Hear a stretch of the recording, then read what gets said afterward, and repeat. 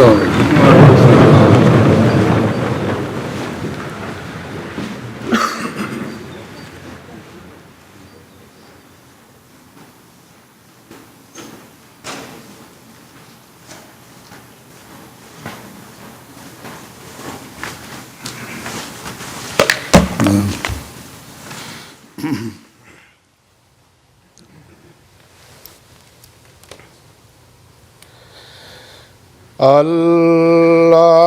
الله أكبر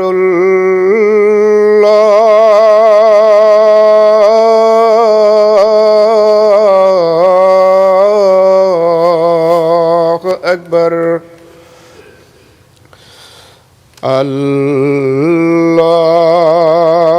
أكبر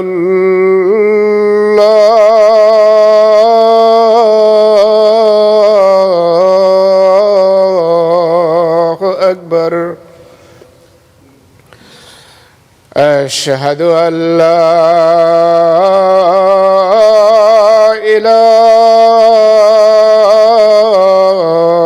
إله إلا الله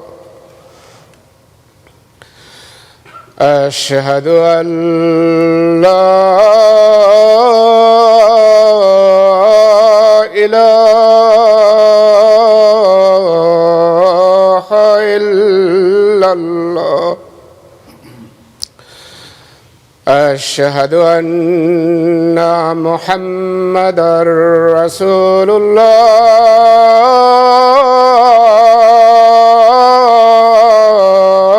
الله أشهد أن محمدًا رسول الله حي على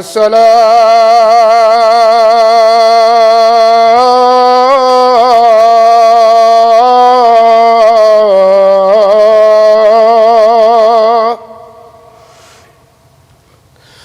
حي على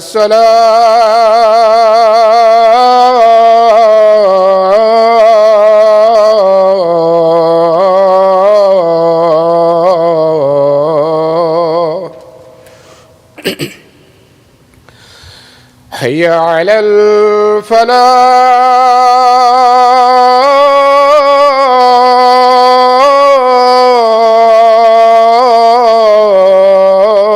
الفلاح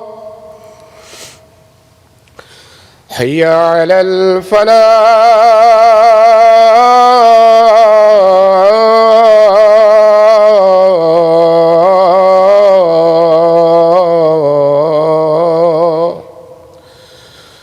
الله أكبر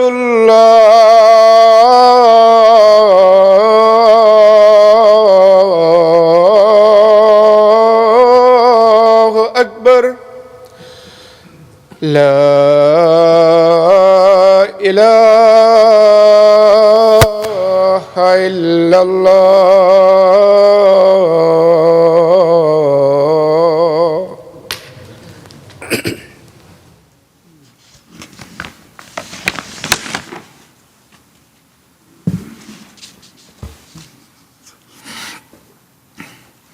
السلام عليكم ورحمة الله.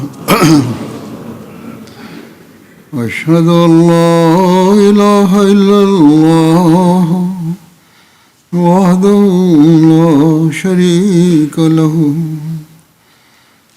وأشهد أن محمدا عبده ورسوله أما بعد فأعوذ بالله من الشيطان الرجيم بسم الله الرحمن الرحيم الحمد لله رب العالمين الرحمن الرحيم مالك يوم الدين إياك نعبد وإياك نستعين اهدنا الصراط المستقيم صراط الذين أنعمت عليهم غير المغضوب عليهم ولا الضالين.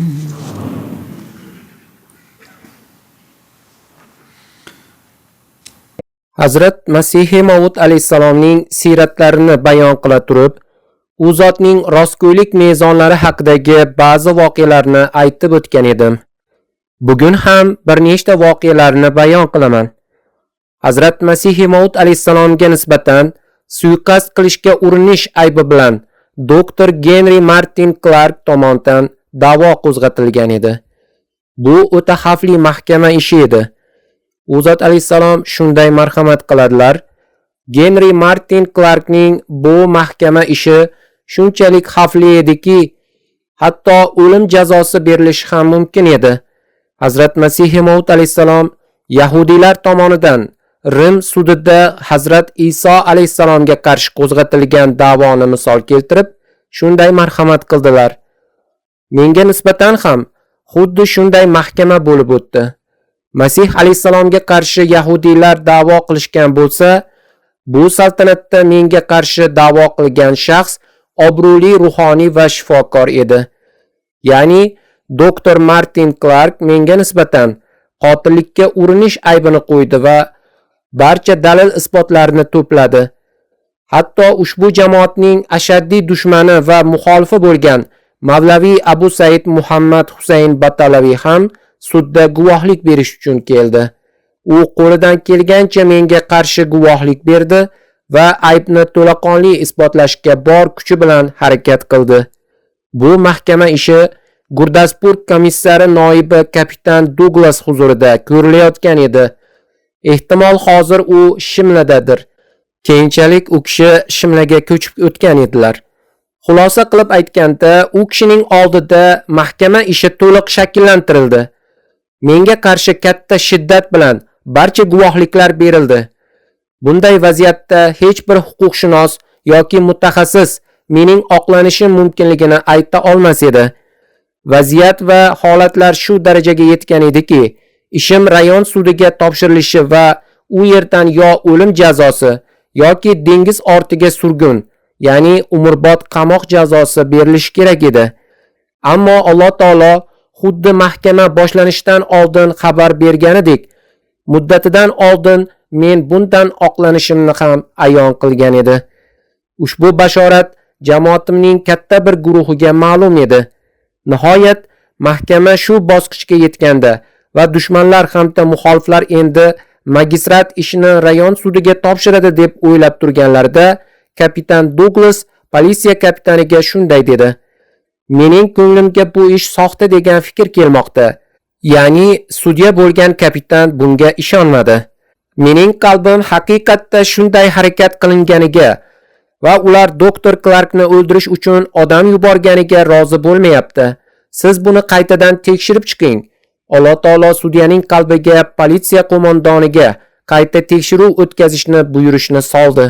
U zot deydilar, bu shunday vaqt ediki, muxoliflarim nafaqat menga qarshi har xil rejalar tuzish bilan band edilar, balki duolarimiz ijobat bo'ladi deb da'vo qiluvchilar ham menga qarshi duolar qilishardi. Ular shunchaki harakat qilish bilan cheklanmay, balki mening jazolanishimni so'rab, yig'lab duolar qilishardi. Biroq Alloh taologa kim qarshi chiqa oladi? Menga ma'lumki, kapitan Douglasga ba'zi tavsiyalar ham berilgan edi, lekin u adolatparvar magistrat edi. U biz bunday pastkashlikka yo'l qo'ya olmaymiz dedi. Ya'ni men adolatsiz hukm chiqara olmayman deb aytdi. Xullas, ushbu ish qayta tergov qilish uchun kapitan Lemarchandga topshirilganda, kapitan Abdulhamidni chaqirib, "Sen bor gapning rostini ayt" dedi. Abdulhamid esa avval komissar noibi huzurida aytgan o'sha to'qima hikoyasini yana takrorladi. Unga avvaldan agar biroz bo'lsa ham gapingdan qaytsang, qo'lga tushasan deb tahdid qilingan edi. Shuning uchun u o'sha gapida turib oldi. Ammo kapitan unga, "Sen bu gaplarni avval ham aytgansan. Janob magistrant bundan qoniqmayapti. Chunki sen haqiqatni aytmayapsan" dedi. Kapitan Lemarchand yana bir bor ta'kidlaganida, u yig'lab kapitanning oyog'iga yiqildi va meni qutqaring deya yolvordi. Kapitan unga tasalli berib, gapiraver dedi. Shunda u haqiqatni oshkor qildi va ochiq-oydin iqror bo'lib, menga tahdid qilib, shunday ko'rsatma berishga majburlashgan edi. Mirzo sohib meni aslo qotillik uchun yubormaganlar dedi. Kapitan bu gapni eshitib xursand bo'ldi va komissar noibiga biz haqiqatni aniqladik deb telegramma yo'lladi. So'ng Gurdaspurda mahkama bo'lib o'tdi va u yerda kapitan Lemarchand qasamyod ostida o'z ko'rsatmasini yozdirib berdi. Hazrat Masih Maud alayhisalom davom etib dedilar: Men o'sha paytda sudda ko'rib turardim. Komissar noibi haqiqat ochilgandan juda mamnun edi. Menga qarshi yolg'on guvohlik bergan o'sha xristianlardan esa qattiq g'azabda edi. U menga siz bu xristianlarni sudga berishingiz mumkin dedi. Ammo men sudlovlarni yoqtirmaganim uchun men da'vo qilmoqchi emasman. Mening da'voyim osmonda qo'zg'atilgan deb javob berdim. Shundan so'ng Douglas sohib o'sha zahoti hukmni yozdi. O'sha kuni juda katta olomon yig'ilgan edi. U qarorni o'qib eshittira turib, menga sizni tabriklayman, siz oqlandingiz dedi. Hazrat Masih Maud alayhisalom shunday marhamat qiladilar: Men ko'rib turardimki, o'sha paytda butun dunyo menga dushman edi. Odatda dunyo ozor berishga qasd qilsa, har bir eshik va devor zaharli tikanga aylanadi. Faqat Alloh taologina o'zining sodiq bandalarini qutqarib qoladi. Men haq edim, shuning uchun Alloh taolo meni asradi. Ushbu mahkama jarayonida Hazrat Masih Maud alayhisalomning rostgo'yliklari va yuksak axloqlari haqida o'sha yerda hozir bo'lgan bir shaxs guvohlik bergan. U kishi jamoat a'zosi bo'lmagan advokat Mavlaviy Fazliddin edilar. Hazrat Shayx Yoqub Ali sohib Irfoniy o'zining Hayoti Ahmad kitoblarida u kishining so'zlarini shunday qayd etganlar: U zotning sodiq ekanlariga dalil bo'lgan yana bir ulug'vor axloqiy voqea aynan mana shu mahkama jarayonida namoyon bo'ldi. Bu u zotning haqiqatga bo'lgan naqadar kuchli muhabbatlari edi. Buni marhum advokat muhtaram Mavlaviy Fazliddin sohibning so'zlari bilan tinglang. U kishi mening samimiy zamondoshim, Desh va Hinduston gazetalarining muharriri bo'lgan Lola Dina Notxning. Bu kishi hindu bo'lib, ikki gazetaning muharriri edi va Shayx Yoqub Ali sohib Irfoniyning do'sti bo'lgan. Uning so'zlarini keltirib deydi: U, ya'ni gazeta muharriri bo'lgan hindu kishi shunday dedi: Mening qalbimda Mirzo sohibga nisbatan naqadar yuksak ehtirom borligini bilsangiz edi. Men u zotning martabalarini juda ulug' deb bilaman. Garchi u zotning da'volari borasida ruhiyatshunoslik nuqtai nazaridan bu gapni advokat aytgan edi, u zot o'z da'volarini anglashda xatoga yo'l qo'yganlar, da'volari haq emas deb hisoblasam-da, lekin u zotning nihoyatda pokiza inson ekanliklariga shubham yo'q. U zot ma'naviy va ruhiy jihatdan juda yuksak darajadagi inson edilar. Bunday e'tiqodim shakllanishiga bir voqea sabab bo'lgan. So'ng u voqeani bayon qiladi. Siz Hakim G'ulom Nabiy, Zubdatul Hukamo, ya'ni hakimlarning sarasini va advokat Mavlaviy Fazliddin sohibni taniysiz. Bu voqeani o'sha hindu muharrir so'zlab bermoqda. U aytadi: Siz advokat Mavlaviy Fazliddin sohibni ham yaxshi bilasiz. Hakim sohibning uyida ko'pincha kechqurunlari do'stlar to'planib turishardi. Men ham o'sha yerga borib turardim. Bir kuni u yerda bir necha do'stlar yig'ilgan edik. Ittifoqo Mirzo sohib haqida gap ochilib qoldi. Bir kishi u zotga qarshi gapirishni boshladi. Lekin uning gaplari olijanoblik va axloq mezonlaridan juda yiroq, past darajada edi. Shunda, deydi hindu muharrir, marhum Mavlaviy Fazliddin sohib buni eshitib qattiq hayajonga tushdilar. U kishi katta jo'shqinlik bilan dedilar: Men Mirzo sohibning muridi emasman. U zotning da'volariga ham ishonmayman. Buning sababi nima bo'lishidan qat'iy nazar, lekin Mirzo sohibning ulug'vor shaxsiyati va axloqiy kamolotiga tan beraman. Men advokatman. Huzurimga mahkama ishlari bilan har xil toifadagi odamlar kelishadi. Bu sohada boshqa advokatlar orqali minglab, 10 minglab odamlarni kuzatganman. Hatto shunday pokiza nafsli insonlarni ko'rdimki, ular haqida biror bir soxtalik yoki riyokorlik qiladi deb o'ylab ham bo'lmasdi. Ammo o'shalar ham mahkama ishlari davomida agar advokat maslahati bilan o'z ko'rsatmalarini o'zgartirish zarurati tug'ilsa, hech ikkilanmay gaplarini o'zgartirib yuborishardi. Biroq o'z umrimda faqatgina Mirzo sohibni ko'rdimki, u zot haqiqat maqomidan bir qadam ham chekinmadilar. Men u zotning bir mahkama ishida advokat edim. Bu o'sha ruhoniy Henry Martin Clark bilan bog'liq mahkama ishi edi. O'shanda men u zot uchun bir huquqiy ko'rsatma loyihasini tayyorlab, huzurlariga taqdim etdim. U zot uni o'qib chiqib, bunda yolg'on bor ekan-ku dedilar. Men ayblanuvchining bayonoti qasamyod ostida bo'lmaydi va qonunan unga istagan gapini aytishga ruxsat berilgan dedim. Shunda Hazrat Masih Maud alayhisalom marhamat qildilar. Qonun-ku unga istagan gapini aytishga ijozat beribdi. Ammo Alloh taolo bunga ijozat bermaydi-da. Alloh taolo bandasiga yolg'on gapirishga hech qachon ruxsat bermagan va aslida qonunning maqsadi ham bu emas. Shunday ekan men voqelikka xilof bo'lgan bunday bayonot berishga hech qachon rozi bo'lmayman. Men faqat haqiqatni taqdim etaman. Advokat Mavlaviy Fazliddin sohib aytadilar: Men u zotga siz bila turib o'zingizni balo ofatga otmoqdasiz dedim. Hazrat Masih Maud alayhisalom bunga javoban shunday marhamat qildilar: Bila turib baloga giriftor bo'lish bu huquqiy ko'rsatma orqali nojoiz foyda olish uchun o'z Xudoyimni norozi qilishim demakdir. Nima bo'lishidan qat'iy nazar bu ish mening qo'limdan kelmaydi. Gazeta muharriri Loladdin Not sohib Shayx Yoqub Ali Irfoniyga shunday so'zlab bergan ekan. Mavlaviy Fazliddin sohibning aytishicha, Mirzo sohib bu gaplarni shunday bir shijoat bilan aytdilarki, o'sha paytda yuzlarida o'ziga xos bir jalol va jo'shqinlik bor edi. Men buni eshitib, u holda mening advokatligimdan sizga biror foyda bo'lmaydi dedim. Shunda u zot alayhisalom marhamat qildilar: Men sizning advokatligingizdan yoki biror boshqa shaxsning harakatidan foyda bo'ladi deb hech qachon o'ylagan emasman. Shuningdek, biror kimsaning muxolifligi meni halok qila olishiga ham ishonmayman. Mening tayanchim qalbimni ko'rib turgan Alloh taolodir.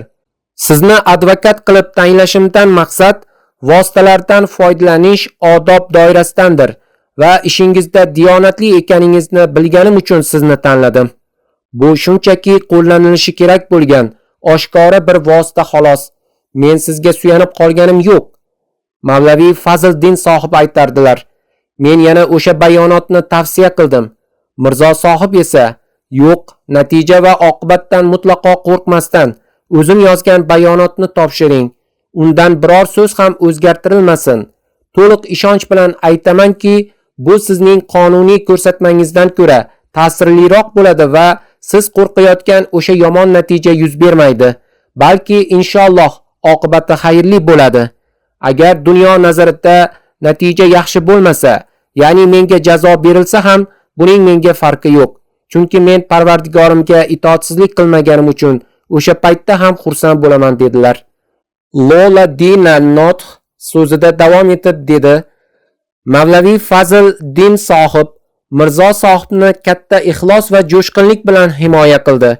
Advokat yana davom etib deydiki, u zot o'z ko'rsatmalarini to'g'ridan-to'g'ri yozib berdilar va Allohning qudratini qarangki, aytganlaridek aynan o'sha bayonot bilan oqlanib chiqdilar.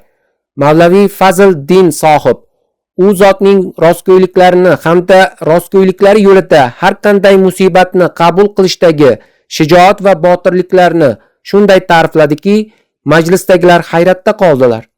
U yerda o'tirgan barcha muxoliflar jim bo'lib qolishdi. Shunda ba'zilar, unda nega o'zingiz murid bo'lib qo'ya qolmaysiz deb so'rashganda, u kishi, bu mening shaxsiy ishim va buni so'rashga sizlarning haqqingiz yo'q. Men u kishini komil, rostgo'y inson deb bilaman va qalbimda u zotga nisbatan juda katta ehtirom bor deb javob berdi. Mana ushbu voqea borasida Master Nazir Husayn sohibning rivoyatlari bor. U kishi shunday deydilar: Oliy sud advokati marhum Mavlaviy Fazliddin sohibning Hazrat Masih Maud alayhisalomga nisbatan chuqur ixlosi bor edi va odatda huzurning mahkama ishlarida qatnashardilar. U kishi menga Masih Maud alayhisalomni eng yuksak darajadagi komil rostgo'y inson deb bilishlarini aytgan edilar. Men so'raganimda u zot bilan bog'liq bir voqeani so'zlab berdilar. Biz Hazrat Masih Maud alayhissalom va doktor Martin Clark o'rtasidagi mahkama ishida ishtirok etdik. Mahkamada Abdulhamid nomli shaxs meni Martin Clarkni o'ldirish uchun Mirzo Sohib yubordilar deb ko'rsatma berganida, Lahorlik advokat marhum Mavlaviy Fazliddin Sohib advokat sifatida Hazrat Masih Maud alayhissalomga shunday dedi: "Siz sudda men Abdulhamidni tanimayman deb aytishingiz kerak. Undan keyingi ishlarni o'zimiz hal qilamiz. Siz faqat shuni aytsangiz bo'ldi." Advokat Sohib aytardilar: "Biz huzurni shunga har tomonlama ishontirdikki, agar siz faqat shu bayonotni bersangiz, g'alabangiz naqd. Aks holda ozod bo'lishingizga imkon yo'q." Advokat Sohibning aytishicha, Hazrat Masih Maud alayhissalom bizning barcha takliflarimizni eshitib, shunday marhamat qildilar: "Men dunyoda haqiqatni o'rnatish uchun kelganman. Meni osib yuborsalar ham aslo yolg'on gapirmayman. Men Abdulhamidni taniyman. U Qodiyonga kelib turardi. Nima bo'lishidan qat'iy nazar men buni aslo inkor qila olmayman." Marhum advokat Mavlaviy Fazliddin Sohib aytadilar: "Biz huzurga jonni asrash farz ekanini, agar yolg'on gapirishni istamasalar, hech bo'lmaganda u kishini tanishlari ochiq-oydin anglashilmaydigan qilib, ya'ni yolg'on bo'lmagan, lekin biroz mafhumroq javob berishlarini o'tindik." Shunda huzur dedilar: "Men hatto bunday ham qila olmayman. Xudo meni dunyoga o'z namunamni ko'rsatish uchun yuborgan. Jonni asrash ilinjida bunday namuna ko'rsatishga tayyor emasman. Agar rost gapirish yo'lida jonimiz ketsa ham, biz baribir g'alaba qozongan bo'lamiz." Mavlaviy Fazliddin Sohib, u kishi Ahmadiy emas edilar, aytadilar: "Biz o'sha paytda butunlay umidimizni uzdik. Huzur sudda ko'rsatma berganlarida men Abdulhamidni taniyman deb ochiq-oydin iqror bo'ldilar. Shundan so'ng biz endi ozod bo'lishlari mumkin emas deb ishondik. Lekin ushbu mahkamada huzurga nasib etgan Xudoning nusrati va yordamini ko'rib hayratda qoldik. Xudo o'z elchisiga qanday yordam berganini va u zot bu og'ir mahkamadan qanday qilib sharaf bilan oqlanib chiqqanlarini ko'rdik. Hazrat Masih Maud alayhissalom shunday marhamat qiladilar: Rasululloh sallallohu alayhi vasallamning sahobalari so'yildilar, ammo haq gapni aytishdan qaytmadilar. Ular shunday zafarlar quchdilarki, buning misli topilmaydi. Buning boisi nima edi? Ularda ixlos, rostgo'ylik va vafo bor edi. Haqiqatni yashiradiganlar dahriy bo'ladilar. Allohga tayangan va uning uchun rost so'zlaganlar esa bunday qilmaydilar. Ular Xudoning nusrati kelishini biladilar. Allohning bandalari yolg'on gapirmaydilar. Ya'ni haqni aytishdan to'xtamaydilar. Agar mendan siz Masih Maudlikni da'vo qilyapsizmi deb so'rashsa, unga qanday javob berishimni ko'rsatib qo'yaman. Sidq va mardona shijoatsiz ish bitmaydi. Bizga qarshi shuncha mahkamalar qo'zg'atildi, ammo ularning oqibati nima bo'ldi? Kim ayta oladiki, biz bu ishlardan qo'rqib bir qadam orqaga chekinganmiz? Bu shirkdir. Men Xudo borligiga va u o'z ixlosli bandalariga yordam berishiga iymon keltiraman. Men sizga rost aytamanki, kim chin qalbdan la ilaha illalloh desa, Alloh taolo u bilan birga bo'ladi. Ana shu xislatni paydo qiladigan yagona din islomdir. Bu faqat u zotgagina xos emas. U zotning aytishlaricha bu hamma uchundir. Kimki chin dildan la ilaha illalloh desa va Alloh taologa tavakkul qilsa, u albatta najot topadi. Bolalikdan tanish bo'lgan bir hinduning guvohligi haqida ham zikr qilinadi. U shunday deydi: "Men Mirzo G'ulom Ahmadni bolaligidan ko'rganman. Biz u bilan tengqurmiz. Qodiyonga doim borib kelib turganman va hozir ham ko'rib turibmanki, u kishining ajoyib odatlari hozir qanday bo'lsa, avval ham shunday edi." U kishi u zotning hayotlari haqida gapirib shunday yozadi: "Rostgo'y, omonatdor, solih inson. Men Parmeshvar, ya'ni Xudo Mirzo Sohib qiyofasiga kirib yerga tushgan va o'z jilvasini ko'rsatmoqda deb hisoblayman. Huzurning katta o'g'illari Mirzo Sulton Ahmad sohib shunday yozadilar.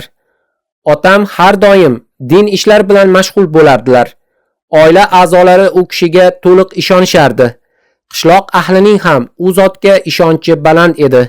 Hatto muxolif bo'lgan qarindoshlar ham Hazrat Masih Maud alayhisalomning taqvolariga shunchalik tan berishardiki, biror nizo chiqib qolsa, bu kishi nima desalar biz rozimiz deyishardi. Har bir kishi u zotni omonatdor va rostgo'y deb bilardi. Hazrat Masih Maud radhiyallohu anhu shunday marhamat qiladilar. Hazrat Masih Maud alayhisalom borasida otalari bu bolaning kuni qanday o'tadi, na mulkni boshqarishni biladi va na biror yerda ishlashni xohlaydi deb xavotirlanardilar. Qo'shni qishloqlik bir sikh bor edi. Uning ikki o'g'li bobomning, ya'ni Masih Maudning bobolari huzuriga kelib turardi. O'shalardan biri menga quyidagi voqeani so'zlab berdi. Bir safar katta Mirzo sohib menga sen bor, G'ulom Ahmad sen bilan tengqur, unga tushuntir.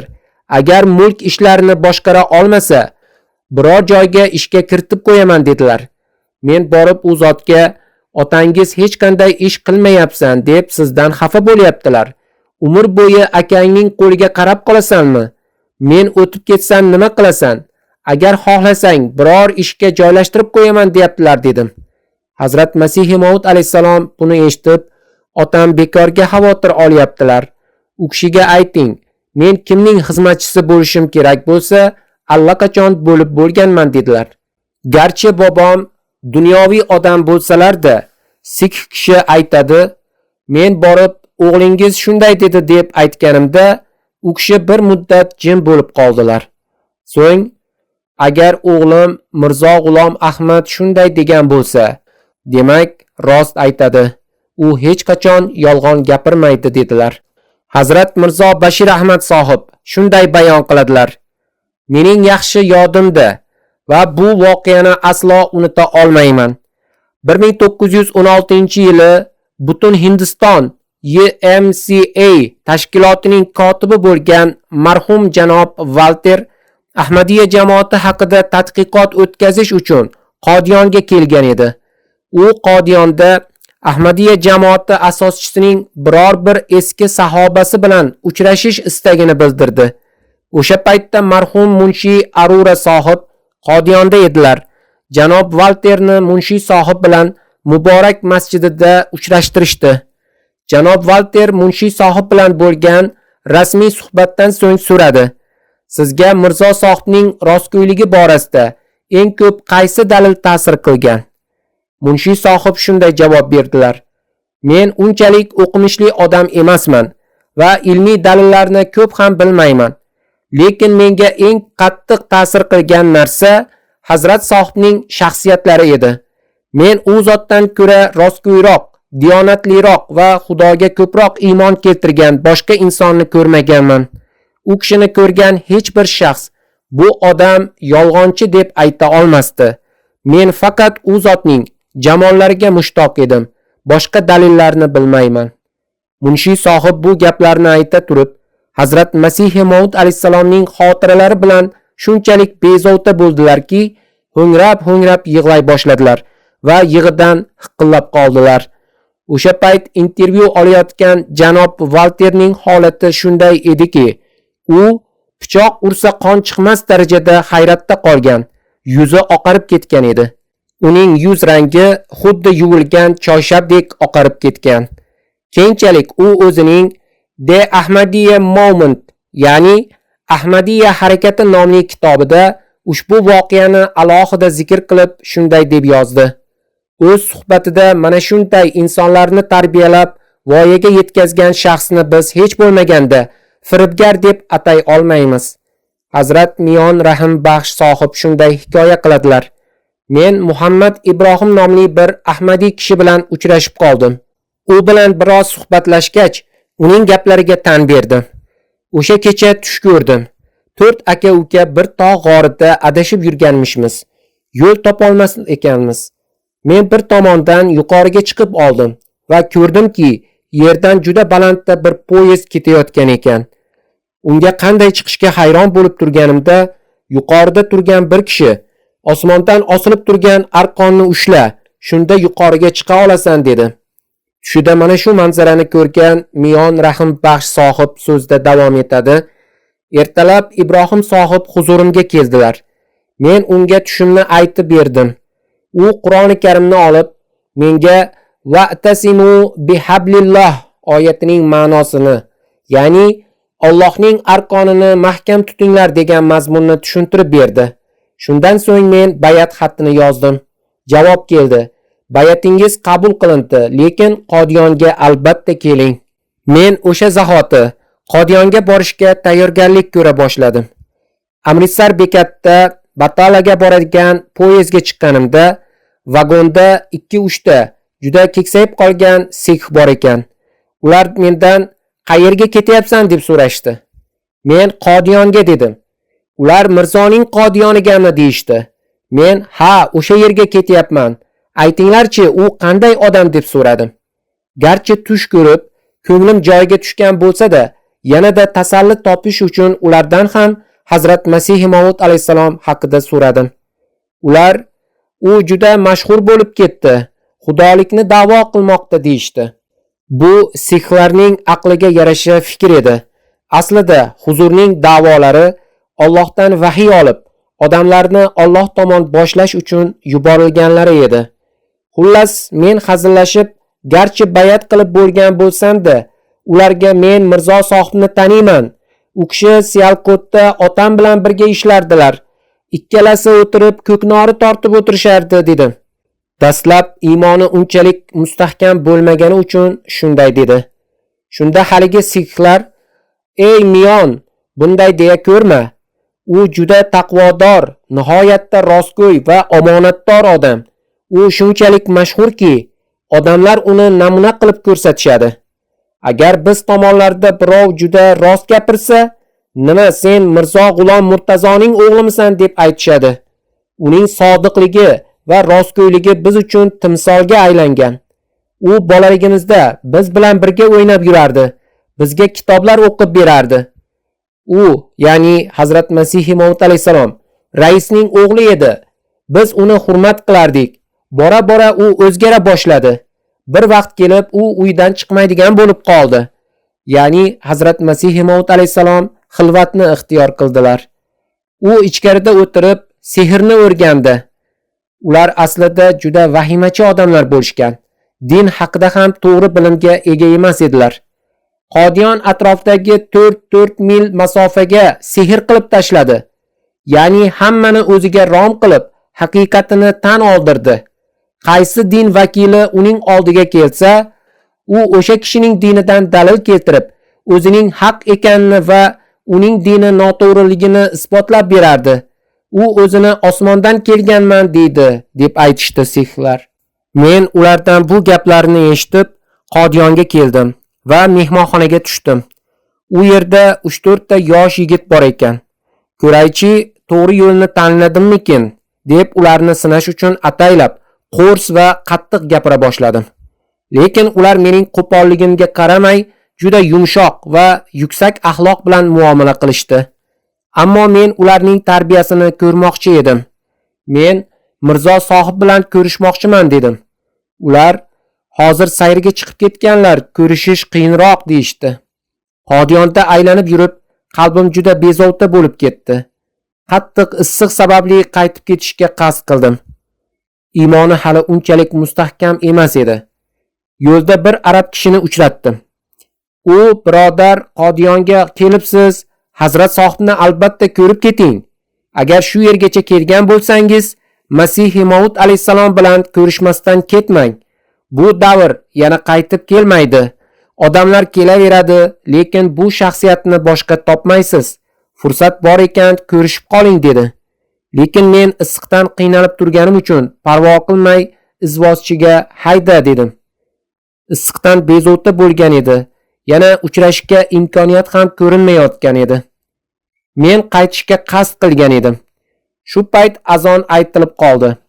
Mayli, namozni o'qib keyin ketaman deb masjidga qaytdim. Ketmang deb aytgan haligi arab kishini yana uchratdim.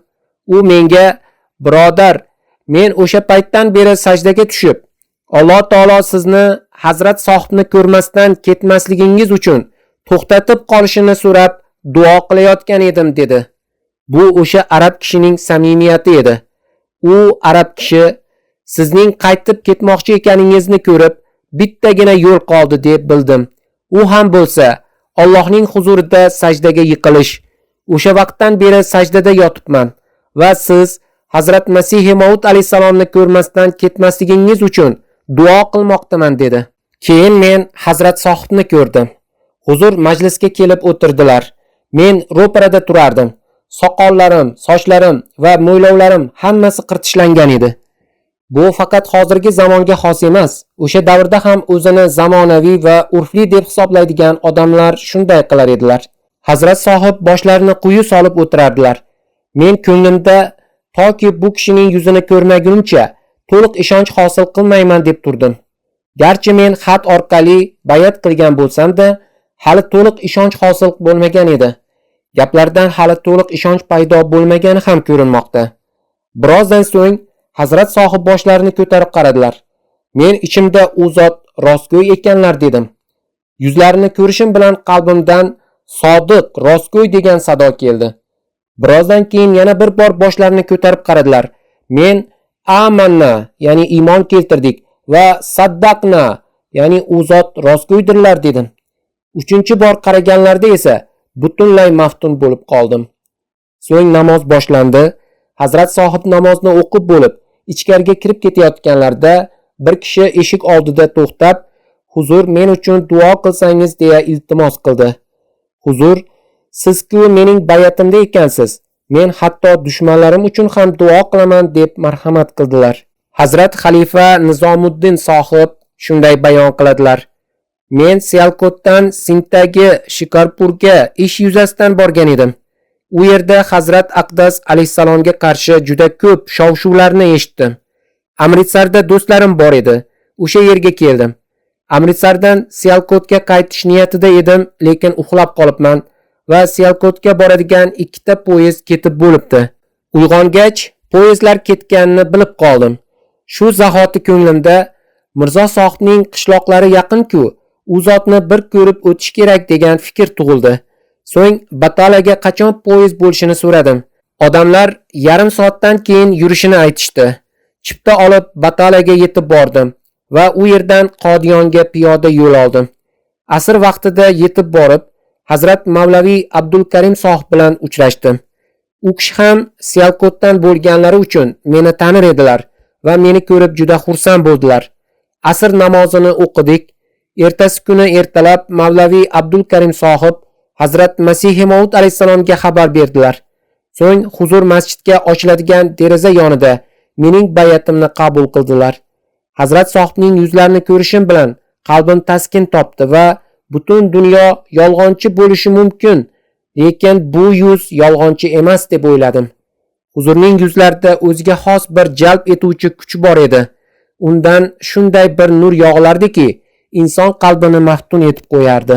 Hazrat Hakim Abdurahmon sohib shunday bayon qiladilar. Otam bayat qilganlardan so'ng Laylpur viloyatining Gojra tumanidagi qishloq raqami 276 ga borganlarida u yerda qattiq da'vat qildilar. Odamlar u kishini o'zlariga imom qilib tayinlashdi. Otam Qur'oni Karimdan dars berayotganlarida Masihning vafoti haqidagi mavzuga kelgach, buni juda ochiq va batafsil bayon qildilar. Bundan odamlar hayratda qolishdi. O'sha yerda Vazir Din nomli bir kishi bor edi. U qishloq raisi edi. Bir kuni Vazir Din Hakim sohibga "Menga katta qozon kerak.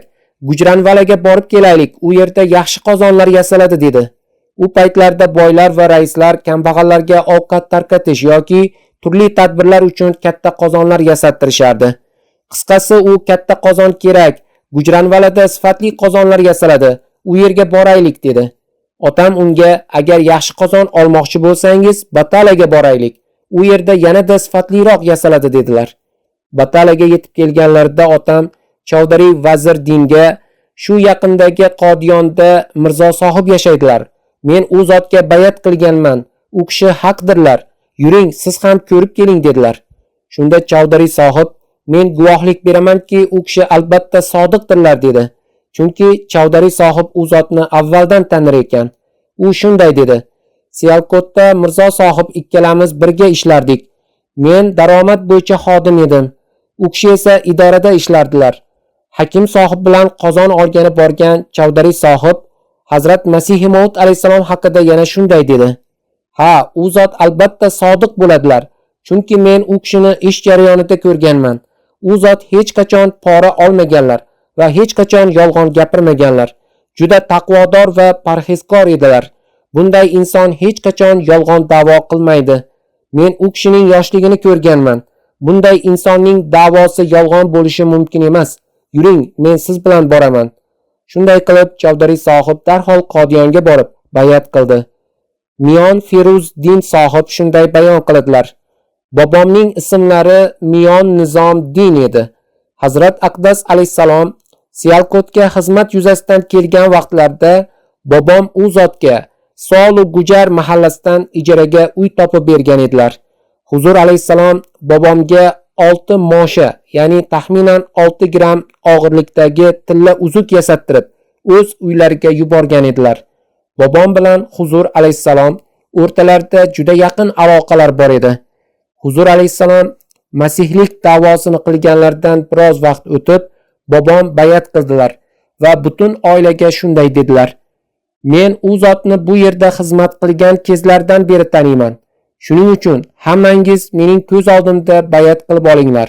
Bu yuz yolg'onchining yuzi bo'lishi mumkin emas.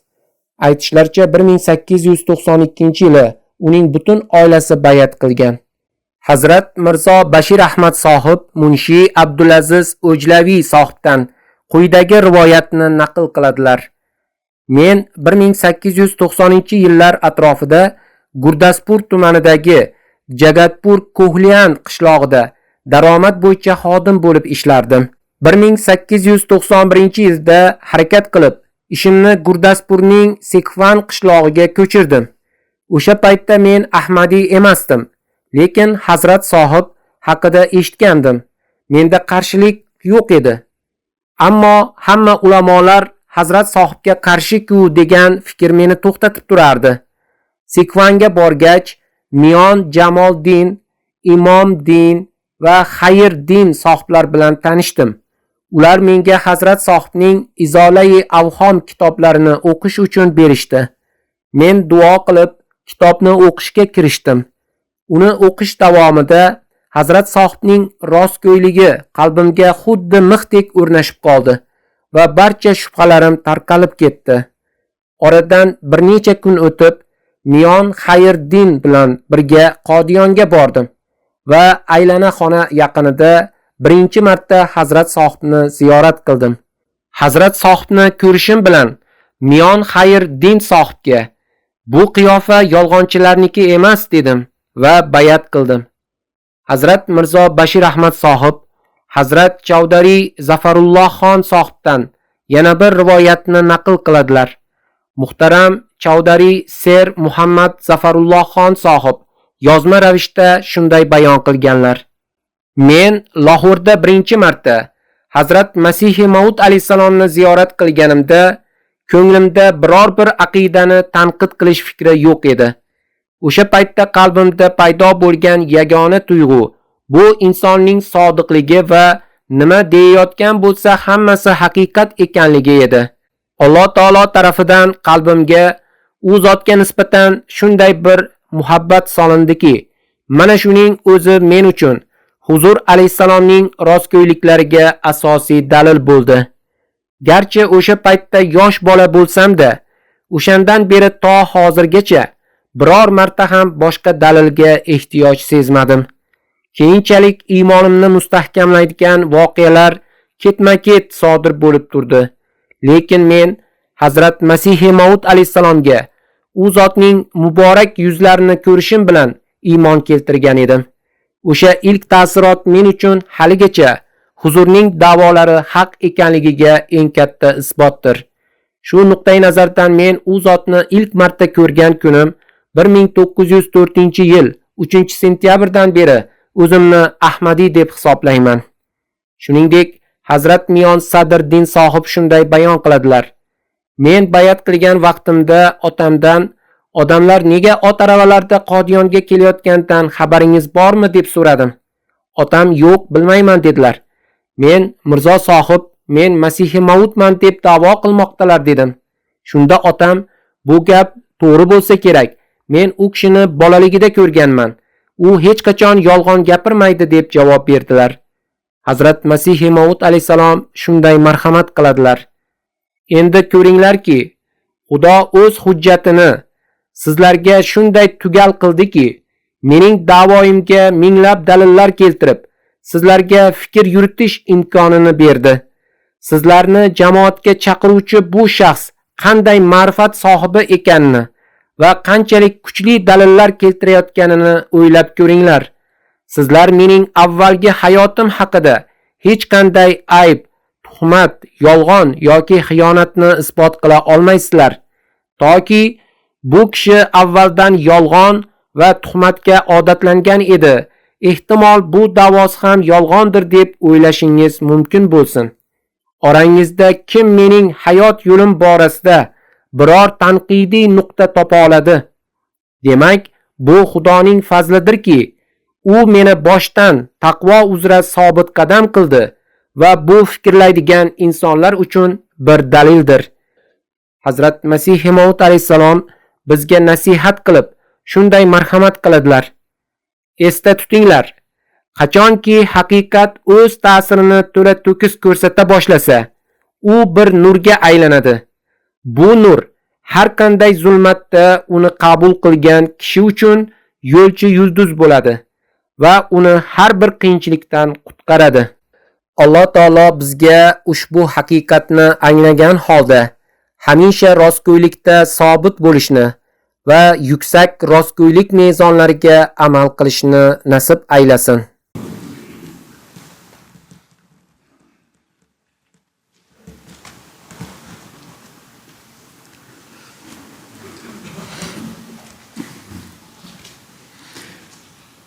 Alhamdulillah, nahmaduhu wa nasta'inuhu wa nastaghfiruhu wa nu'minu bihi wa natawakkalu alayhi wa na'udhu billahi min shururi anfusina wa min sayyiati a'malina. Man yahdihillahu fala mudilla lahu ومن يضلل فلا هادي له ونشهد أن لا إله إلا الله ونشهد أن محمدا عبده ورسوله. عباد الله رحمكم الله، إن الله يأمر بالعدل والإحسان وإيتاء ذي القربى وينهى عن الفحشاء والمنكر والبغي يعظكم لعلكم تذكرون. اذكروا الله يذكركم وادعوه يستجب لكم ولذكر الله أكبر.